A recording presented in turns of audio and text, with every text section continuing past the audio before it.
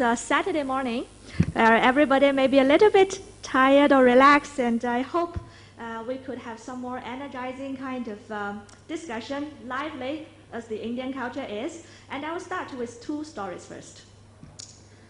The first one, several years ago, some IBM corporate social responsibility project in Cambodia is like donating laptop for child from those underprivileged families.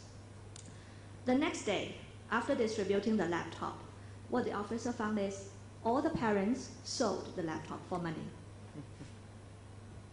It's basically a very sad story for us, or at least for IBM, because they didn't really achieve the purpose of what they want to achieve, to help the children with longer potential. And another story is from Singapore. The the accounting director of the bank, a local bank which I don't really want to name, the company, approached us and tell us that one day he walked by or passed by the office of his accountant team, and all these staff who actually have a college degree are trying to work on the spreadsheets or the Microsoft Excel files, because as an accountant, you know you have to work on Excel every day. And at the same time, everybody has a calculator on the side of the computer and try to work on the simple calculations. They don't know that they can use Microsoft Excel embedded formula at all. So I think the first story basically told us something like, yes, we can enjoy the benefits of infrastructure, of the technology, of IT, but if you don't really have the content, if you don't really skill up the person and they don't know, or the parents or the people don't really know what they can do with the computer, with the software applications, then the piece of laptop or the gadgets is basically useless. And the second story also told us something like the challenge of not knowing what you don't know. You may be using computer every day, but according to Microsoft research, 70% of the functionalities never really get used by the users. A lot of people don't even know they exist. It's a challenge, not knowing what you don't know. And probably everybody who use computer every day are very happy, and they thought we are using computers effectively or efficiently. So to give everyone a little bit of background of what we do, and probably you have never heard of ICDL before because we are only entering India for the first time. ICDL stands for International Computer Driving License. It's an analogy that driving license, if you want to drive a car, no matter what model you drive, you try to get a license first to prove that you can drive a car properly and effectively. It's the same thing we believe with computer. If you want to use computer efficiently and effectively, to fully leverage on the benefits of ICT technologies, then get a license. Prove yourself, learn and train and get certified to prove that you are able to use a computer properly. And this is basically what we do. We are a certification program provider, or we are the owner of the ICDL programs that certify the standards globally. What are the practical skills everybody needs at today's workplace, at the education sector as well? It's for everyone, it's digital literacy, but it's not as simple as a lot of people think. We have done many research and studies, and we constantly advocate to the government, to university sectors, to people like you about the importance of digital literacy. We run surveys in every country to compare the self-perception of their own computer skills versus the real knowledge. We give people a questionnaire first to ask, how do you think you are with computer skills? And then we give them the actual test questions. Let's perform some tasks on computer. And the reality is usually very alarming. 70% of people may think they are good or very good with computers when they answer the questionnaire, and then when they take the test, it's exactly the opposite. 70% could be bad or very bad. That's the challenge of not knowing what you don't know. And a lot of times, when the college graduates enter the workforce, when they started working, it's the employer suddenly found that I still need to train them, because it's not really taught in the official curriculum, either in the schools or universities.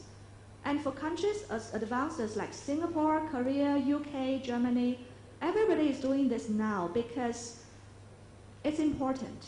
This is the workplace skills that people don't naturally learn while playing with tablets, with smartphones every day. The kids may be spending a lot of time with Facebook, with YouTube, with games. It's not necessary for them to really learn and know how to do a proper document for working, how to work on spreadsheets or presentation. And it's not something that you can easily learn by yourself as well. You need some structured training. You need to have a curriculum and content that is well designed to show you what are the practical skills that everybody needs when you start working to improve your productivity. And it's not something that any organization or any school could easily do by themselves, because you need to really know what the industry needs. Or talking about the agenda today, what are the employability skills? What are the employers looking for? That's the gap between what we teach the kids when they're studying and what they really need when they enter the workforce. So what we believe, or what we are trying to do, is using ICDL, using our certification programs to equip people with the employability skills, with the skills that they really need in today's digital era. And that is digital literacy, or that is the digital competency that everybody would need. We came from Thailand recently, and the government is talking to us saying that actually we have a strategy talking about creating digital economy. And then their policy focuses on developers, programmers, software companies who want to develop like an online marketplace, the next Amazon or eBay, and at the same time we ask them this question: if your people, the users, don't really know how to do it online, how could you have an economy, a digital economy, where you only have developers, not the users? So capacity building, when we talk about human resources, it's important to look at the user skills. And the other thing that I just want to share with you is that we are a social enterprise, we are not for profit. We started from Europe back in 1997. That's the background of our organization. We actually started by the Council of European Computer Societies, that they believe it's important to scale up all the Europeans. So we are not really linked to any software companies. We are not trying to promote any particular software. We don't have any hidden agenda to sell more software. We just want to focus on the practical skills that you really need. And that's the only thing we do. That's the only thing we do, and we are really good at it. There is no other organization in the world so far has achieved what we have achieved. Across the world, we are available in 150 countries. We have 14 million candidates already certified. Yes, sorry, talking about the Indian population size, 14 million may sound very small to you, but it's none other organization has achieved that so far. And we are social enterprise. That also means that we are not for profit, and we don't really try to push too much cost or the burden on the student side. So we constantly look for development agencies, government funding resources, try to make sure that our programs are affordable as possible.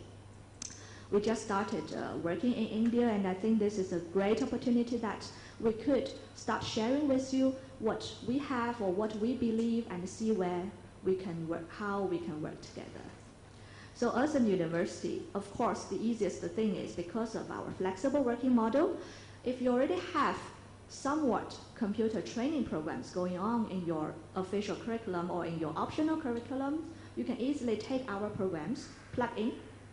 Our syllabus is actually publicly available online, and then the students can take our exams at the end of the programs and get certified. That would enable them to really look for a proper job, or even go overseas to look for a job, because we are really well recognized everywhere. And if anybody prefers to have more structured training themselves, we do have a network of centers that provide specialized, targeted ICDL-related training. That's also something that we could work on. We started to have a few training partners already in India, in Delhi, in Jammu, in Kerala, in all the Hyderabad, Chennai. Sorry, I'm trying to remember all the cities in India. It's only my second trip. And that's the flexibility of ICDL. Basically, we believe there isn't really a one-size-fits-all. When we talk about skilling up all the people, everybody in the world, it's our social responsibility as well to make sure that the program is flexible enough to cater to all the different cultural needs or the different market needs, and make sure that ICT or the skills are accessible to everyone. So I think I would rather end my presentation with this. I hope it's still within the time limit. I'm conscious of that. But please feel free to ask any questions during the Q&A session. It's an important thing that we believe we're not trying to sell anything. We are trying to advocate the importance of digital literacy, and we are trying to help people. We live in today's digital world. If we want to have a digital workforce in the next generation or in the current generation, let's start doing something together. Thank you. Thank you.